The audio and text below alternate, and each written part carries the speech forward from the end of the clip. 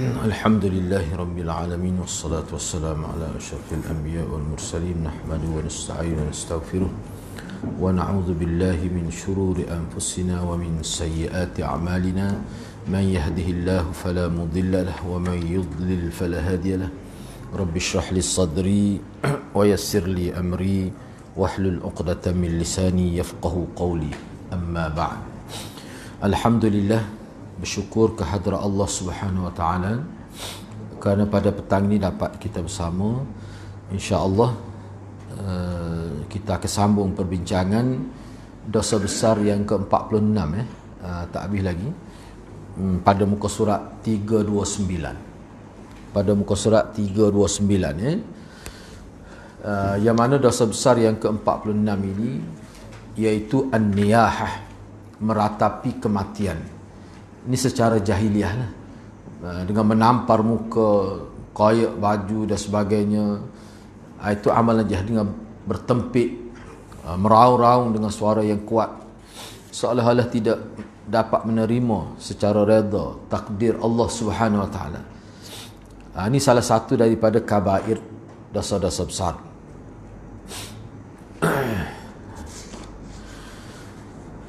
Muka surat 329 ni,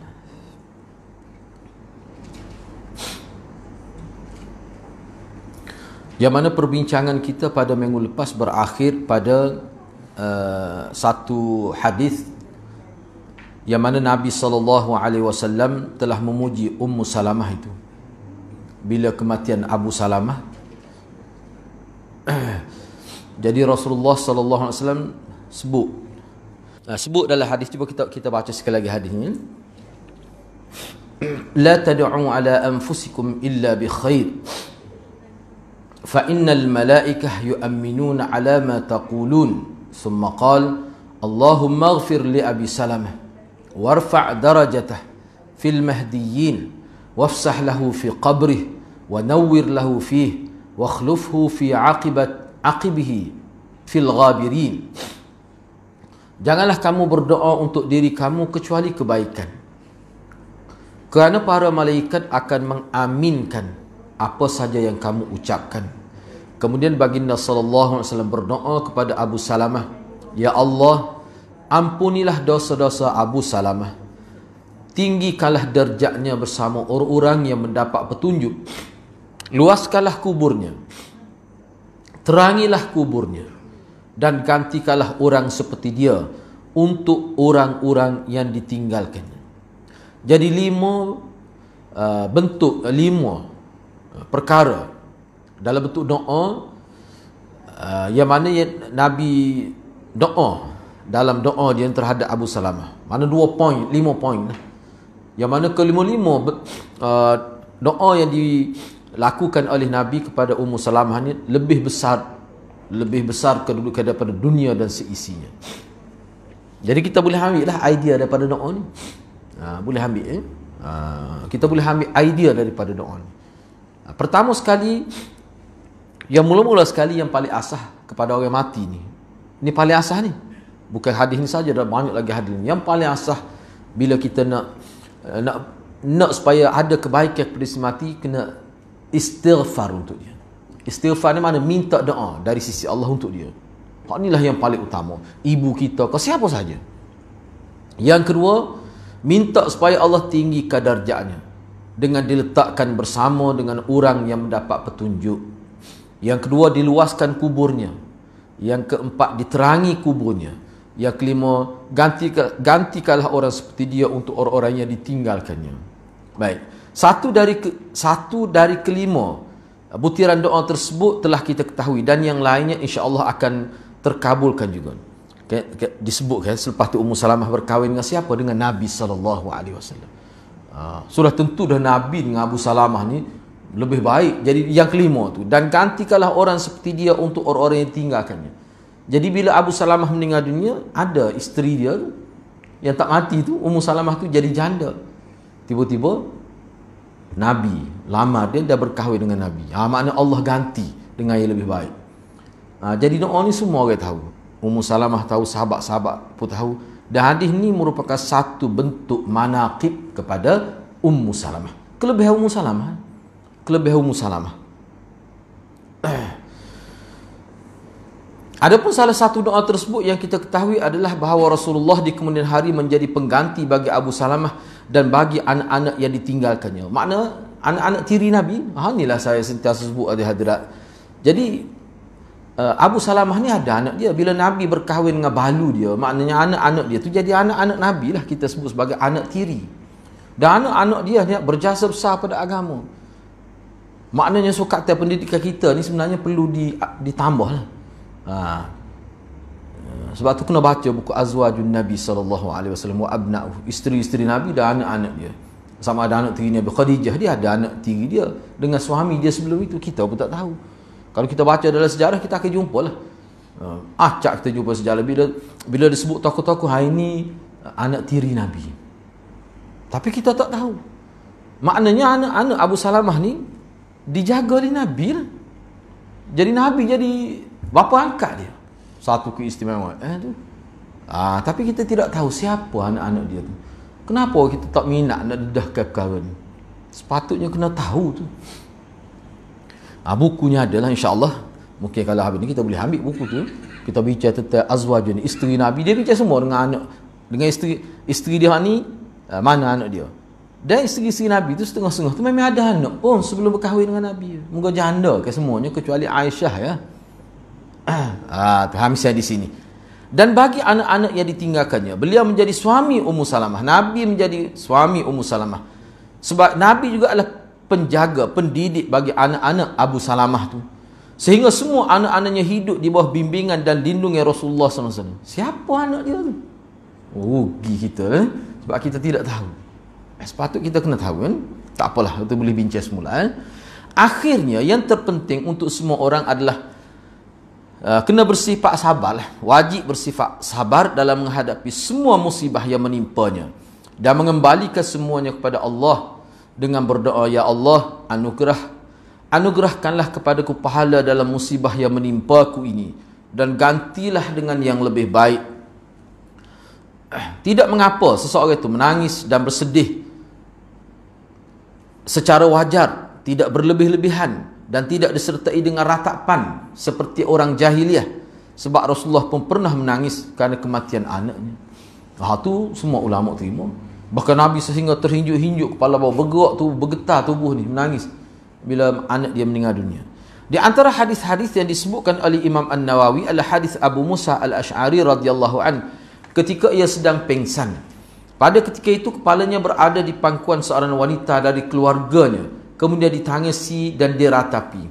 Tak kala Abu Musa sedar daripada pengsan dia, maka dia pun berkata, aku berlepas diri dari orang-orang yang Rasulullah juga telah berlepas diri dari mereka. Berlepas diri daripada para wanita yang meratapi kematian, para wanita yang mencukur rambut ketika ditimpa musibah, dan para wanita yang merobek-robekkan pakaian. Tu maknanya kalau daripada kenyataan Abi Musa ni, makna orang jahiliah ni bukan sekadar pukul kepala, pukul siapa, cukur kepala, cukur rambut sampai jadi botak lah, sebagai tanda berkabung, bersedih di atas kematian. Siapa begitu sekali teruknya. Jadi Rasulullah berlepas diri makna perbuatan itu tak ada hubung kait dengan kita. Siapa begitu sekali. Jadi yang dimaksudkan dengan menjerit-jerit di sini adalah mengeraskan suara sambil berteriak seperti orang kena histeria tu. Mana tak terkawal nampaknya. Begitulah maksud dia. Ketika ditimpa musibah, Rasulullah berlepas diri dari para wanita yang menangisi sambil berteriak-teriak, dan kita pun bersaksi di hadapan Allah bahawa kita juga berlepas diri daripada orang-orang yang disebutkan oleh baginda dan berlepas diri daripada semua perbuatan yang dilakukan oleh mereka. Adapun yang dimaksudkan dengan wanita yang mencukur rambutnya adalah seperti yang dilakukan oleh wanita-wanita Arab zaman jahiliah terdahulu. Apabila ada seorang wanita yang tertimpa musibah kematian, maka ia akan mencukur rambutnya seolah-olah dia tidak rela dengan musibah ini. Nampak sangat seolah dia tidak boleh terima takdir itu, ketentuan Tuhan. Ini zaman jahiliah. Rambut adalah mahkota bagi wanita. Kalau wanita yang cukur, kalau tidak cukur sepenuhnya, dia buat nombor 1, nombor 2 misalnya. Pelik, orang tengok pun pelik. Orang kafir sendiri pun pelik kalau ada wanita yang cukur kepala ni. Memang rasa pelik. Sebab benda tu dia semacam bercanggah dengan fitrah sifat seorang wanita. Kalau kita tengok isteri-isteri Nabi kan dalam hadis bu, kalau kita tengok bab wuduk, taharah, oh rambut panjang belakang, siapa boleh sanggup? Boleh sanggup, boleh buat siapa buat jaling 2 ekor jadi. Nah, ekor ni apa ni? Ekor ni buat 2 rambut dia tu dah. Dia jaling. Panjang. Isteri-isteri Nabi ni memang begitu. Tapi dia cukup kepala dia. Tu. Rambut panjang dan lebat adalah idaman setiap wanita, akan tetapi seiring dengan perkembangan zaman dan pengaruh kebudayaan wanita orang-orang kafir atau orang-orang yang mengikut gaya orang kafir, justru pada waktu ini para wanita berlumba-lumba memendekkan rambutnya sehingga menyerupai rambut laki-laki. Wal-iyadzubillah. Sedangkan yang dimaksud dengan wanita yang merobek pakaiannya adalah wanita yang merobek-robek baju dan menjambak-jambak rambutnya. Ketika terjambak ni dia buat begini, dia tarik rambut tu, dia pukul kepala seperti Syiah buat tu kan, meratapi kematian Sayyidina Husain itu. Dia pukul dada, pukul pipi, katok kepala begitu, sehingga setengah lagi takbir dia guna pisau pencakuk tu, takbir sehingga luka. Ada dalam video 10 Muharram ni, dia buat dalam satu kawasan, dia ambil video tu guna drone ni, jadi nampak yang pensel darah penuh tu. Dia ada pula ambulans di tepi tu nak ambil yang pensel tu. Kalau kita biar gitu ya. Tu kalau di Pakistan di kawasan perkampungan dia lah, sebab ada orang kita masuk pergi tengok tu, bau hanya darah tu teruk lah. Itulah. Jadi kalau orang tengok, orang kafir yang tidak tahu, dia akan kata orang Islam lah tu. Tama-tama ada orang kata Syiah ni mazhab tu salah satu mazhab dalam Islam. Malu kita. Padahal bukan kita berlepas diri daripada perbuatan dia, seperti Nabi berlepas diri. Takut orang-orang luar kata, tu tengok tu orang-orang Islam tu, dah bukan puak kita tu. Nabi berlepas diri. Walaupun nampak pakai jubah, pakai sebab, bukan puak kita. Sebab tu Syiah ni perbuatan dia boleh menjatuhkan imej Islam. Sebab tu jangan kita kata dia tu puak kita. Jangan kita kata dia tu saudara kita. Sungguh-sungguh orang tu tak boleh dia kata keras sangat tu. Kalau dalam bab ni keras, bab lain dah keras lagi pun tak apa. Ni lah sepatutnya. Kita nak kata sahabat kita nak kata saudara kita gitu. Jatuh maruah umat Islam. Walaupun tidak dibuat di Indonesia, buat tempat lain pun, orang kata dia tu Islam, salah satu mazhab dalam Islam. Tak malu kita. Sebab tu saya tak mengaku awal-awal lagi. Bukan puak kita. Kalau puak demo mengaku. Tapi bukan puak kawan tu. Dia sebab tu kita kena sebut dia ni sebagai agama, bukan mazhab. Dalam hadis tersebut dijelaskan bahawa wanita yang meratapi mayit, yakni mayat, apabila belum bertaubat sebelum ajalnya tiba, maka ia akan dibangkitkan dari kuburnya pada hari kiamat dengan mengenakan pakaian daripada aspal dan memakai baju besi yang diperbuat daripada kudis penduduk neraka. Teruk ni. Kata sirbalun di dalam hadis artinya pakaian, yakni baju, sedangkan makna dir'un adalah baju yang selalu melekat di badan. Maknanya kulit orang tersebut berpenyakit kudis, wal iyadzubillah. Mana orang hidup pukul tubuh tu di hari akhirat, salah satu bentuk sesak kepada mereka dan neraka lah. Tubuh mereka ni jadi semua berkudih keseluruhan. Allah buat gitu. Jadi penyakit kulit yang luar biasa. Seolah gitu. Sedangkan makna jarabun adalah penyakit kudis. Apabila tubuhnya penuh dengan kudis, kemudian memakai baju yang diperbuat daripada aspal tu, mana ni minyak tar ni. Aspal. Tentunya semua ini akan semakin membuatnya terbakar di dalam neraka, wal iyaz. Dahlah kudik dia penuh dengan itu. Dah sakit tu. Comor garai pula kita kata dah. Supaya kena tu. Ni guna minyak tar lebih garai lagi. Cuba bayangkan macam mana. Tu dahsyat. Akan tetapi jika ia bertaubat sebelum mati, maka Allah akan mengampuni dosa-dosanya. Kerana Allah akan menerima taubat seseorang sebelum ajal menjemputnya. Jadi hadirat, kalau kita baca ni hak sebut dalam kitab ni. Kalau kita baca hadis secara kolektif lah, secara keseluruhan kita belajar hadis, beribu-ribu kita baca hadis, kita akan jumpa hadis. Betul sungguh. Hadis Nabi ni mukjizat. Dia sebut pada kita. Makna hak Nabi sebut ni ada sungguh berlaku. Sekarang ni tak ada. Hak berlaku betul gini Syiah. Hak Taifuzan tu biarlah orang tidak mencemarkan imej Islam. Orang tahu dia tidak Islam. Tu pun 3 orang Taifuzan tu. Ketika sambut hari apa? Hari Taifuzan tu di apa ni? Batu Kif tu dah. 3 orang ya. Hak lain bukan lak apa? La jullah. Hak jualak ya hak lain tu. Hak 3 orang tu hak cocok ni. Hak ni dak ni. Beribu-ribu. Pokok tubuh. Tu dia beri galak kes pula. Sehingga ada belah guna pedal belah belakang tu. Rubuh pensel. Lepas tu nampak dalam video sebut doktor mari jahit belakang tu. Kalau kita ketahui lagi. Tapi gambar dia orang Islam. Tu bahaya tu. Maklum Nabi berlepas diri. Tidak berlepas diri mana kita kata gini. Dia tidak buat kita tu. Tidak buat kita tu. Itu makna berlepas diri. Sepatutnya gitulah.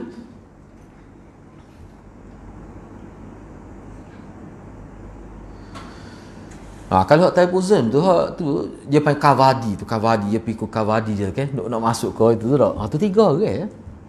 Cuba kita tengok. Molek kot gitu. Gili. Jangan jangan pakai takut orang tengok.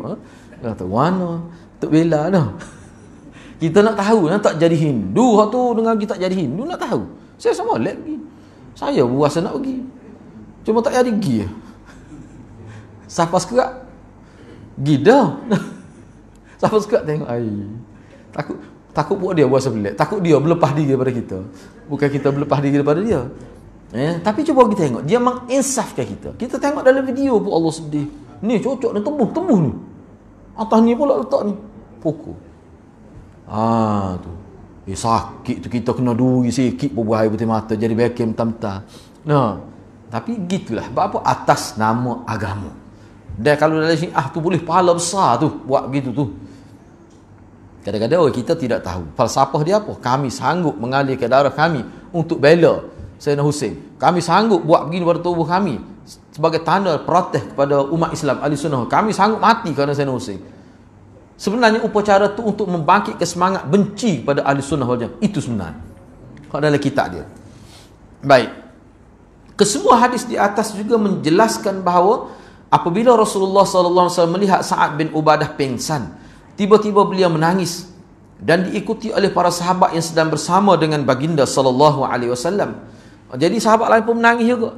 Bila Nabi tengok Sa'ad bin Ubadah pingsan, mana Nabi menangis, para sahabat juga menangis. Beliau bersabda, "Tidakkah kalian mendengar?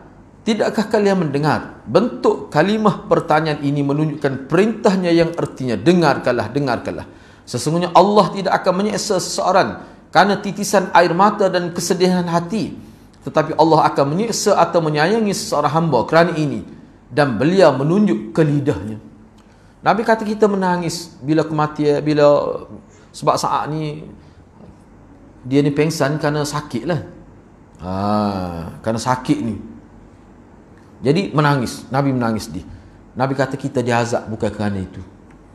Waktu itu fitrah kejadian manusia. Tapi seseorang itu terdedah kepada azab Allah kerana lidah dia. Meraung-raung, tak ada adalah orang yang menjadi tonggak ekonomi kita. Bagaimana kehidupan kita, jini-jini gitu. Dan lidah ni banyak lagi perkara lain yang boleh menimbulkan musibah berat dunia dan akhirat kepada Tuhan dia.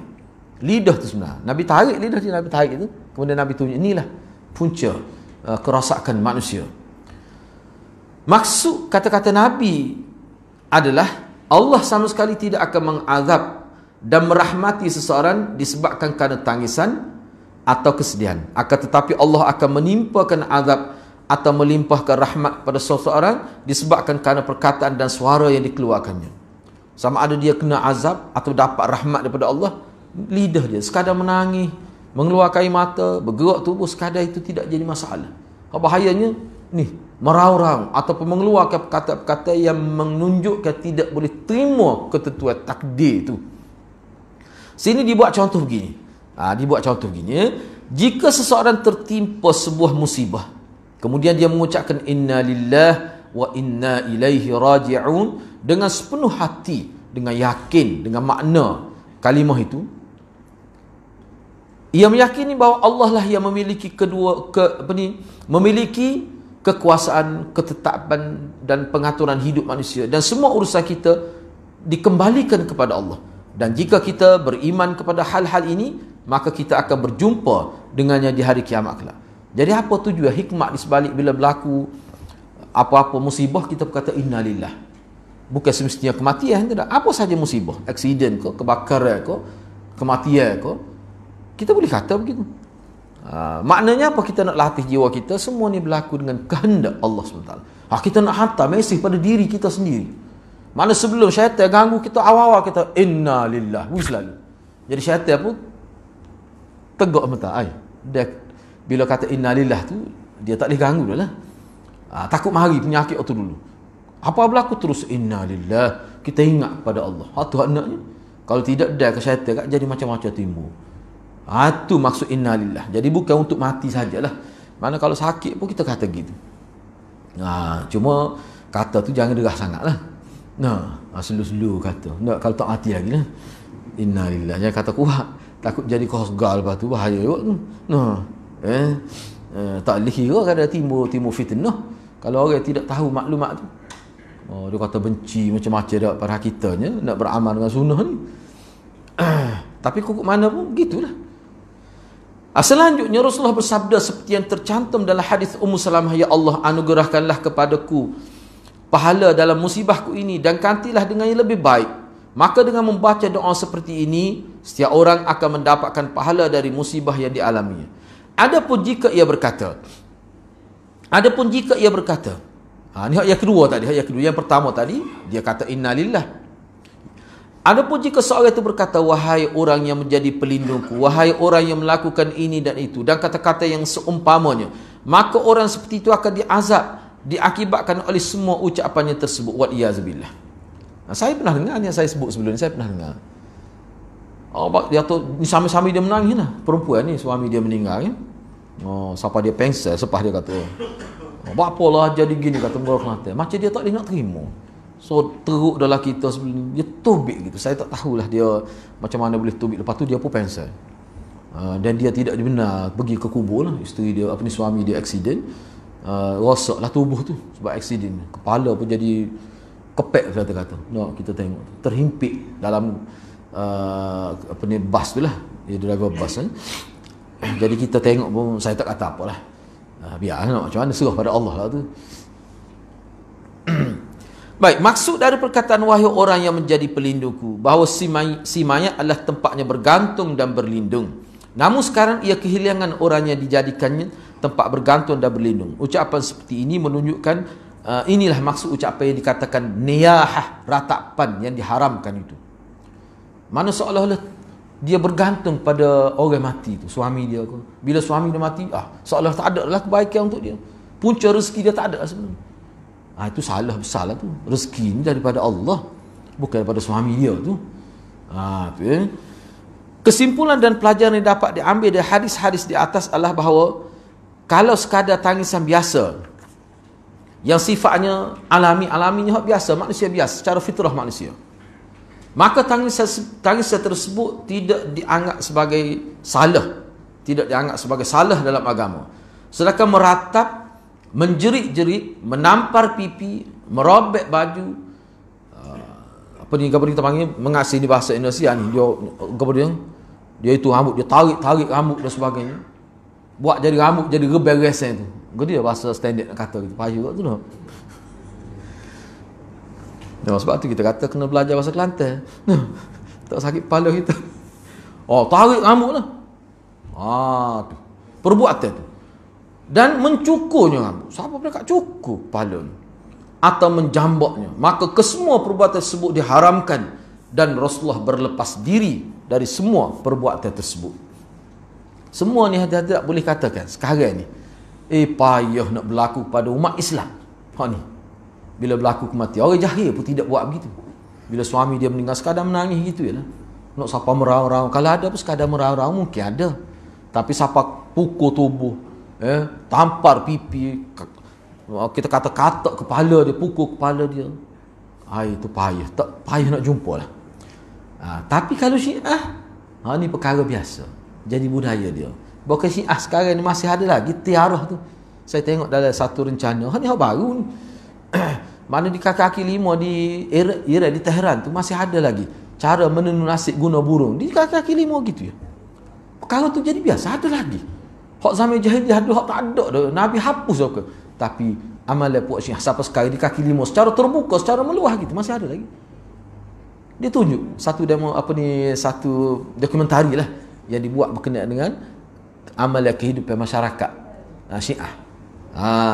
Yang mana dalam dokumentari itu sebut ni salah satu mazhab besar dalam Islam. Dia sebut malu kita tu.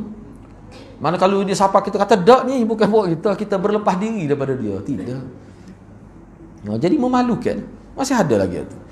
Kita kata di Malaysia ni tak ada dah buat gitu. Kalau ada hok buat menu nasi pun dia buat senyap-senyap dalam bilik. Tidak buat secara terbuka. Tapi perkara ni secara terbuka. Maknanya apa? Maknanya perkara itu masih menjadi amalan masyarakat dia yang dianggap satu amalan masyarakat turun-temurun. Tidak dianggap keji sehingga boleh dilakukan di kaki lima secara terbuka. Baik, dosa besar yang ke-47 iaitu mencela nasab dan keturunan ini. Mencela keturunan dia sendiri ke atau keturunan orang lain, tak kira lah. Sangat benar jika perbuatan ini, yakni mencela nasab ataupun silsilah keturunan, merupakan kekufuran. Nabi SAW bersabda, "Ithnatan huma bin nasi kufrun, at-ta'nu fin nasab wan niyah 'alal mayyit." Kena garis kufrun tu kita akan bincang, kena letak supaya kita boleh highlight kufrun itu. Sebab dalam kitab Bukhari, kufrun sini bukan kufur yang mengeluarkan seseorang daripada Islam, tu tidak. Jadi kufur di sini lebih bersifat pada kufur nikmat itu. Dia dalam kitab Bukhari dia buat kufrun biduni kufrin. Kufur tetapi bukan kufur yang sebenar. Ini antara hadis yang disebut. Dia kata kita berguna kufur nikmat dah ni. Tidak jadi kafir tu. Ini salah satu. Dua perkara yang menyebabkan manusia jadi kufur. Kufur ni kufur yang mana? Jadi kafir ke? Sebab orang Islam, orang Kelantan kita kalau sebut kafir tu lain, kufur lain. Kufur ni jadi kafir ke tidak? Tu orang Kelantan boleh faham lalu tu. Sebab dia kafir ni dengan kufur ni beza.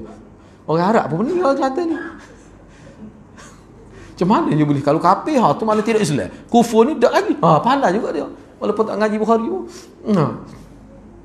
Dia boleh tahu makna tu. Jadi kalau kita sebut ni kufur jadi kafir ke tu, orang Kelantan dia faham lalu tu. Tapi dalam hadis ni dua perkara yang menyebabkan manusia jadi kufur. Pertama sekali mencela nasab keturunan dan meratapi mayat. Kita bincang tadi. Yakni niyahah itu. Ini salah satu bentuk kekufuran. Kufur sini kufur macam mana? Kufur di sini maknanya kufur nikmat. Maknanya macam derhaka pada Tuhan. Tidak jadi kafir yang hilang tauhid itu, tidak. Tidak maksud gitu. Baik. Syekh Utsaimin rahimahullah berkata, sabda baginda mencela nasab. Mencela nasab, yakni at-ta'nu fin nasab, diartikan mencela kerana tindakan tersebut adalah bentuk menyakiti secara maknawi. Hal ini seperti penyakit ta'un yang menyakiti tubuh manusia. Ta'un pun daripada kalimah ni juga, at-ta'nu tu. Ta'un tu kan penyakit ta'un tu. Tapi hal tu dia kena tubuh secara zahir. Tapi at-ta'nu di sini bukan ta'un tu, tapi dia makna tu juga sebenarnya daripada kalimah yang sama. Dia panggil ma'khaz tu. Mushtaq daripada kalimah yang sama. Kalau at-ta'nu tu dia lebih penyakit secara maknawi. Tetapi ta'un tu penyakit secara fizikal. Kerana inilah celaan disebut ta'nu. At-ta'nu fin nasab, yakni mencela silsilah keturunan itu. Kata al-ansab adalah kata jamak daripada nasabun yang memberi arti asal keturunan seseorang manusia atau kaum kerabatnya. Ia berani mencela nasabnya. Misalnya dengan mengucapkan engkau anak tukar samak. Tukar samak ni mana samak kulit itulah soal hina. Tak suruh agah dia kata anak tukar kebun dia kata misalnya tu. Tengok dia hina tukar kebun. Padahal kau tak ada tukar kebun mai susah kita dak. Tak kena cikgu besar urut tu. Kadang-kadang manusia ni dia tak sedar kepentingan orang lain tu. Dia nampak dia yang penting dalam hidup ni. Rosak tu gitu tu. Dia tengok orang lain kerja, dia anggap tak penting, dia hina. Kalau tak ada orang-orang yang kita kata kita nampak rendah, tak ada, dia susah manusia hidup. Kita kena menganggap peranan orang lain juga penting. Hak tu Islam ajar kita. Kerana dia kita hidup senang. Tak ada orang je buat jalan, duk kerja peluh pakai kaki tu. Letih kita. Letih kita. Tu cara Islam ajar kita begitu ya. Engkau anak tukang potong bazur. iaitu sesuatu yang dipotong dari kemaluan seperti ketika disunat. Gapo dia panggil tok muding lah. Anak tok muding pun agah dia tu. Tak ada tok muding juga kita. Jangan main-main tu. Pun dia berani nak potong anak raja. Tidak dia. Tak dia orang lain nak potong itu.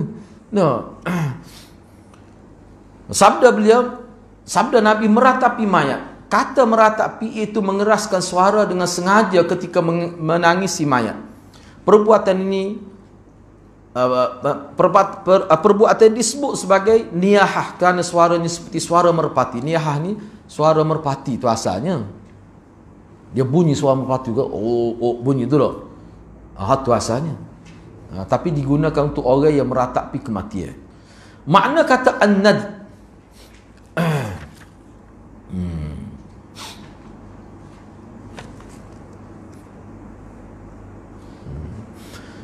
makna kata-kata an-nadbu adalah menyebut-nyebut kebaikan mayat.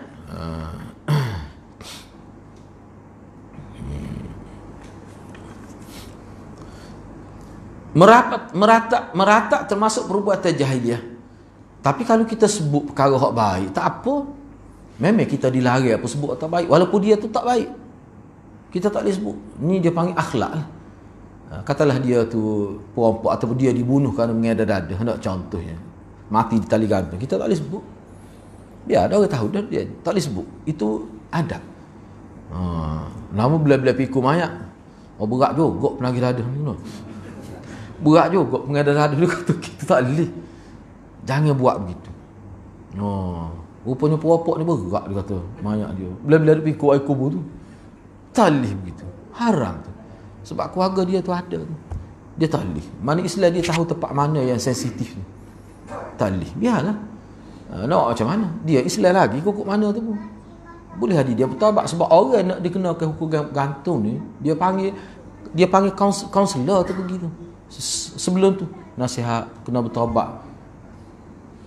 Sebab tu dalam mazhab Syafi'i seseorang yang dikenakan hukum bunuh dalam Islam, kalau dia bertaubat, memang dia diminta bertaubat. Dan dengan taubat itulah diampunkan, dihapuskan dosa dia. Bukan dengan sebab hukumnya itu kalau dalam mazhab Syafi'i.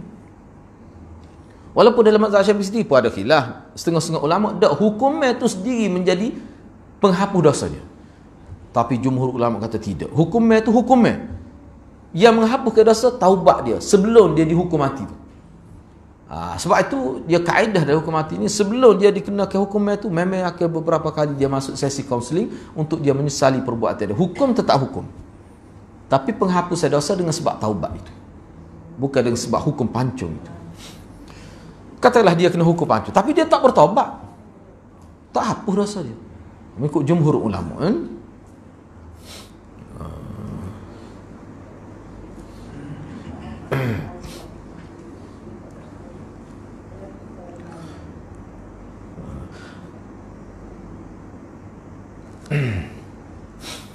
Meskipun termasuk perbuatan jahiliah, tetapi perbuatan masih banyak dilakukan oleh umat Islam. Niyahah inilah meratap ini.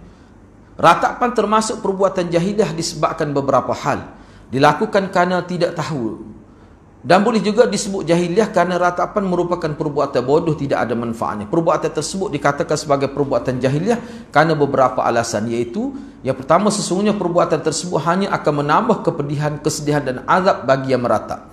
Sesungguhnya perbuatan tersebut merupakan bentuk ungkapan atau kemarahan dan penolakan terhadap takdir itu yang saya sebut tadilah. Cuma saya nak sebut ini sebelum kita pindah kepada dosa besar ke-48 itu.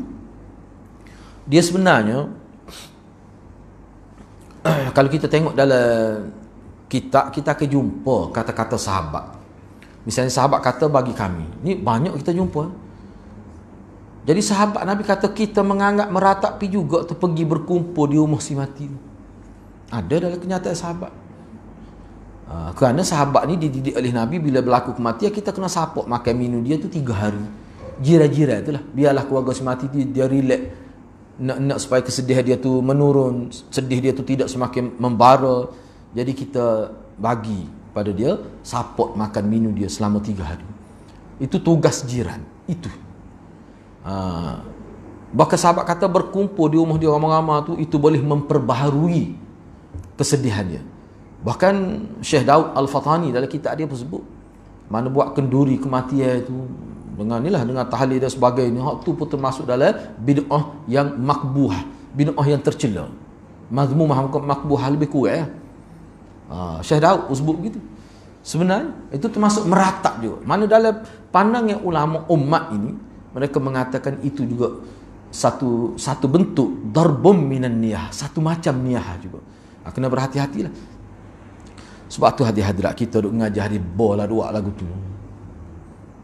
Kalau kita nak buat sungguh, nak uji pahala dia sungguh, hadirat orang-orang yang mati di kalangan masyarakat, sahabat-sahabat kita di sekitar kalau mati, kita doa kampung dia, doa semua biar Allah pun ingat dia, doa tak kira lah waktu mana duk tengah bawa kenderaan, ingat pada sahabat kita meninggal minggu lepas, doa ya Allah ampunlah dosa sahabatku gini-gini, sebut kebaikan dia dalam doa dia tu. Dalam doa kita, dia ni dulu dialah cuci di masjid misalnya, sepuluh Nabi bila seorang perempuan berkulit hitam meninggal dunia kan, tak disebut pun nama dari riwayat tu, Nabi doa pada doa keampunan. Hak tu kita buat. Hak tu kita buat. Jadi hak kita duk ngatik kita lalu sebanyak mana pahala kita nak hadiah kat orang tu. Kita sebanyak mana tu? Cuba ya. Kita pun tak tahu. Ada tak tahu. Nak sedekah-sedekah pun tengoklah kita lagu mana. Patut sedekah ni bagi lagu mana hak orang sedekah. Tak tahu kepala aku. Bagi saya hak paling besarnya doa keampunan. Hak tu sebenarnya. Tu yang pertama. Yang kedua, tengok dia tu kalau ada anak yatim jaga. Hak nak sedap ambil dengan muk-muk dia tu. Biar tua pun tak apa, dia nak pahala kan, nak tolong sungguh. Nak tolong sungguh ni bukan main-main. Royak ke hak duduk ngatik tu, dia ambil tu balu tu, itu dia tu. Kahwin menikah tu. Ataupun tak sangat, piti saya. Lepas tu kata nak tolong. Dok sebelah hadirat. Tidak tolong tu lagu tu menyusah ke dia. Habis duit dia. Tidur lewat dia dengan sebab kita pergi ngatik dia. Duit dia pun habis. Orang itu sedekah habis utuh dia. Kalau kita sebut gitu orang marah. Dia kata support tanah ayah. Dok tanah ayah orang tak kapal. Orang tidak semaya tanah ayah. Wak kata erti. Kalau kita ngajar di bol lah, tu kat orang lain hak tak ngaji. Bol tu wak Lepas tu dia marah tak wak. Kalau tidak tu orang marah juga kita. Kalau nak kira orang marah. Banyak sebab orang marah ni. Kalau lain kita boleh orang marah dah. Benda tu takut pula orang marah. Sedangkan banyak lagi perkara orang marah kita buat juga. Kita boleh kata biar marah pergi dia. Tidak duk rebeh lingkungan kita dia marah. Tu orang Kelantan dia. Tapi apa tak boleh kata gitu dah lebat ni. Apa tadi? Kepada kita mengaji jelas dah tu. Bagai tak ada. Tapi apa buat juga. Apa sebab orang lain buat? Pelik tu. Kita ni kena ikut Nabi, nak ikut sahabat. Tak ada faedah mengaji main tak berubah gitu. Mengaji hadis yang kira. Tapi siapa tanya buat perkara kita buat juga. Tak ada faedah. Kadang-kadang Tuhan tak uji nikmat kita belajar, nikmat amal hadis tak ada. Tuhan tak uji. Apa? Main-main. Bukan sungguh pun nak ikut sunnah. Jadi kena ingat. Gitulah dia. Kata apa ustaz dia sebut tu muka lain molek dah tu lagi tak molek kita. Bak sembahyang Jumaat okey dah. Bak ngaji dah okey dah tu lagi ada. Buat kita nak semua biar ada kebaikan. Jadi hak sebenarnya bila berlaku kematian apa yang kita kena buat?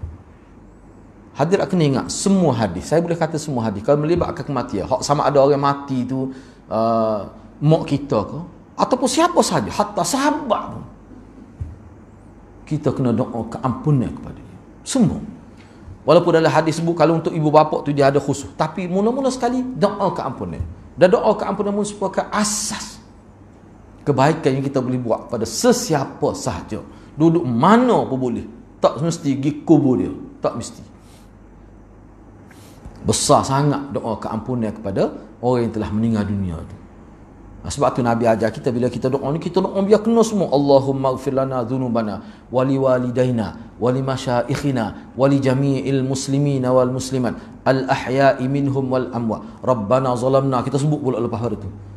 Ya Allah, ampunlah dosa kami dan dosa kedua ibu bapa kami dan dosa guru-guru kami, orang-orang tua kami dulu.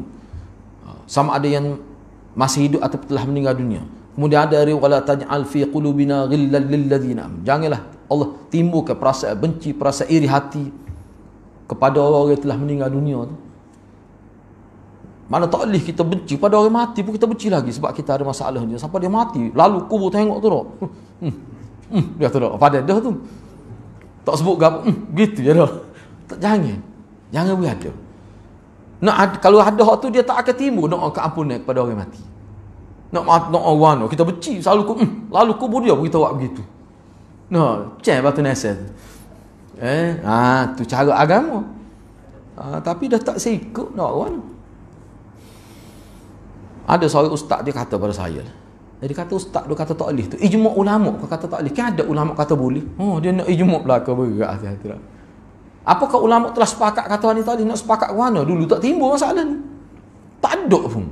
Ni antara bid'ah baru di alam Melayu. Tak tahu bila muncul dia tu. Tak tahu bila. Saya tanya orang di Pondok Kenali tu, masa tu umur dia dekat 100 tahun, mati dah dia. Saya kata bila? Dia kata tahu aku pun celak mata ada dah dia tu. Dia apa sebut gitu? Sahkah kita? Nak yang tak tahu mari mana? Nak cari dalam kitab memang tak ada lah.